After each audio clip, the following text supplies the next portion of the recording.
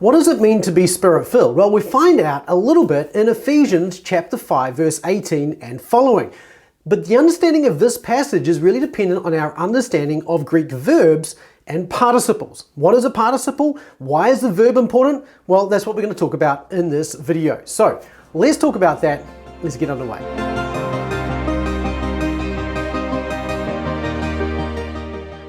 Now, there is a lot of speculation and wild ideas that float around about what it means to be filled with the Spirit. And I'm not going to get into a big theological debate here, but I do want to help you to realize that a lot of this debate is actually rooted in an understanding of the Greek verb and participles and how those participles actually are explaining the verb that we find in this passage. So we're talking today about Ephesians chapter 5. We're looking at verses 18 and following, and the main idea here is to really help you understand how a participle works. Now, all of this came about because over the weekend I actually did a video. Actually, I didn't do a video, I preached a sermon rather on Ephesians chapter 5 verse 21. It's a tiny little verse, one little wee tiny verse, and you can see here that it's down here. This is the NIV version on the right hand side here. Submit to one another out of the reverence for Christ. And so you can see here with this little verse that it puts this as its own sentence. Look at the New American Standard here. Be subject to one another in the fear of Christ. Again, it puts it as a finite verb in English, making it actually a stative verb, or perhaps even a stative verb is the best way of taking it, and moving the verbal idea around a little bit as well. But then the ESV here has submitting to one another out of reverence for Christ. Well, which of these is the best translation and why? Well, the answer is it depends on your understanding of the Greek verb. Let's look at this in a Greek New Testament. And here I've got the Nestle Aland 28th edition, and you can see here that we start here in verse 18, do not be drunk with wine, which is debauchery, which is normally the way asotia is translated, but be filled with the Spirit, or by the Spirit. With the Spirit, I think, is a better translation here. And then we have down through here, notice this, we have lalontes, which is a participle speaking to each other in psalms and hymns and spiritual songs. Then we have adontes, kai psalontes, which is singing, and literally singing and psalming in your hearts to the Lord. Singing, making melody is often how translations will make the second participle here. Then we have another participle, giving thanks always on behalf of all things in the name of our Lord Jesus Christ to God the Father. And then notice here in verse 21, we have yet another participle, submitting to one another in the fear of Christ. Okay, now I'm going to carry on and talk about this a little bit more in detail in just a moment, but I want you to see here that really there is no main verb here in verse 21. It's a participle.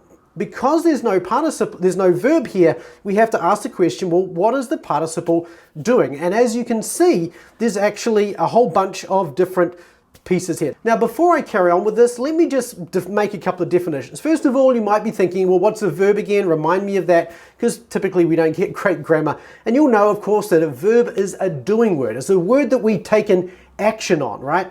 And I want you to realize here that an example of a verb is something like, the awesome viewer clicked the like button. That word clicked there is a verb, right? It's the doing word. So go ahead and do that right now. Click the like button. That really helps this video out.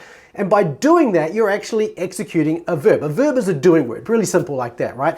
And what's a participle? Well, a participle is a verbal modifier. So for example, in English, the viewer hit the like button quickly. Now the word quickly here is technically an adverb, not a participle or anything like that. But if we were to say the viewer hit the like button, chewing his food, chewing then is a participle which would then be modifying the clicking that he's doing. So he clicked the like button or hit the like button while chewing food. And the idea of chewing here is telling us what he was doing at the same time that he clicked the like button. Again, click the like button. Just go ahead and do that. That's a lot of fun. Thank you.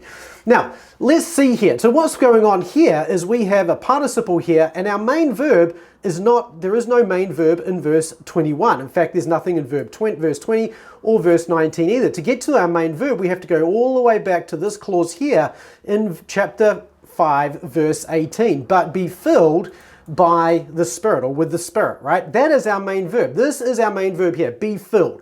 right? So when we're considering how this verb, this whole construction works, it all hangs on this plereuste here. And what we're trying to say then is, well, how do these participles modify plereuste? What are they actually doing? And there's a number of arguments and options that grammarians and commentators argue for, but I think the best way of understanding this, and I think this makes the most sense in the context, is that really what's going on here is that these participles here are actually telling us the result of being filled with the Spirit. And we can see this really clearly if we switch over here to the sentence diagram that I prepared beforehand. Now you can see here, and do not be drunk with wine. Okay, you can see that very clearly in the red there.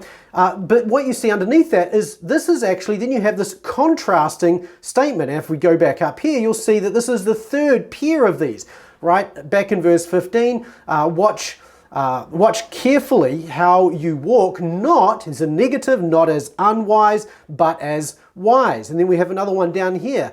Do not become foolish, but understand what the will of the Lord is. So again, we have a negative, don't do this, but do this. And then in verse 18, we have a third one. Do not be drunk with wine, in which is licentiousness, debauchery, wastefulness. That's the idea there.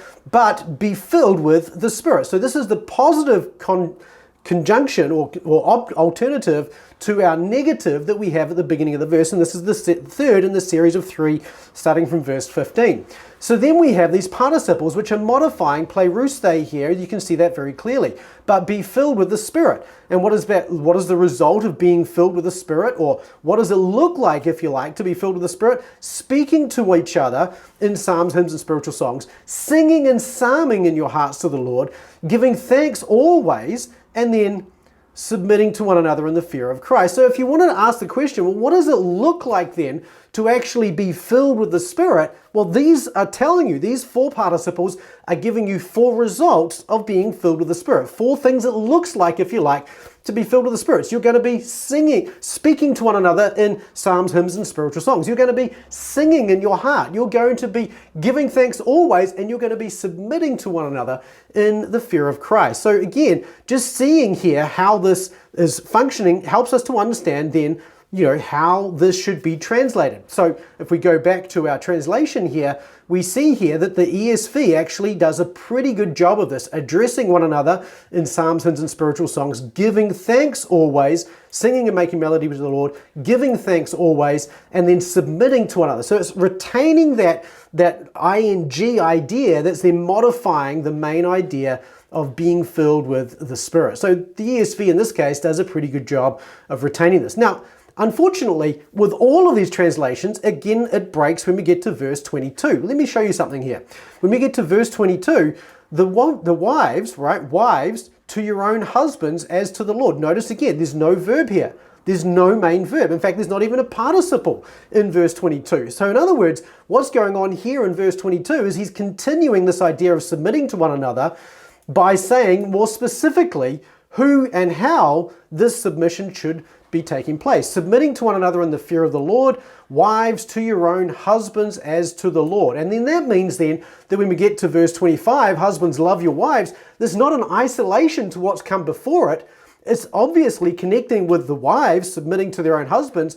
But again, as we go back to the English here, when we look at some of these verses here, verse 22, wives, be subject, there's no words, be subject to your own husband in the original Greek. In the oldest Greek manuscripts we have, there is no be subject or submit, as the ESV puts it here, or submit as the NIV puts it. There's none of that in the Greek text because the Greek text is continuing the idea of submitting to one another and now just applying it to wives to their own husbands. And when it comes to husbands loving your wives, it's really my argument, this is my position on this, is that when the husbands are commanded to love their wives, it's still continuing that idea of submission, but it changes it. So the form of submission between a husband and a wife is very different to a wife to a husband. A husband is to lead by loving. Christ came. He gave up everything he had. He submitted all that he had and put that aside so that he could do something for his bride, the church. And that's the whole point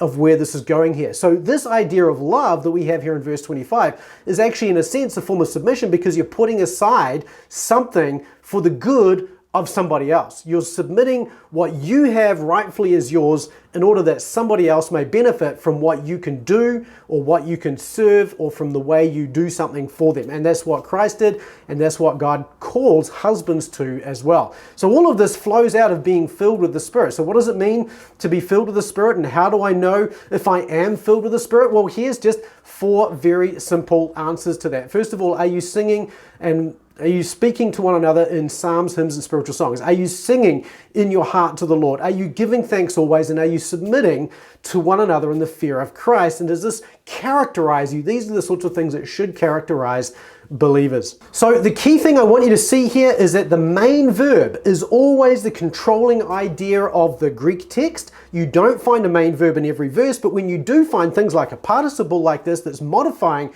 a main verb, that gives you some idea about how that main verb is functioning, what it's doing, the results of it, as in this case, and so on. So participles are really important, and participles are also very rich. So have you ever read this verse and seen these participles before? And if so, or if not, how does seeing the participles and how they're working with this main verb actually transform your understanding of this text particularly? I'd love to hear from you in the comment section below. And if you are interested in learning how all this works, this is what we do in the Greek Mastery membership. Particularly as we get out of beginning Greek and into some of the more advanced Greek courses, we look at things like this in detail and ask questions, well, how is this functioning in the context? So that we can study the text more deeply and more richly and come away with a better understanding and clarity about what the text is actually saying. And you can see that today, just by looking at the participle and the main verb, we've cleared away a little bit of fluff around what does it mean to be filled with the Spirit. Makes it very concrete, very easy to understand,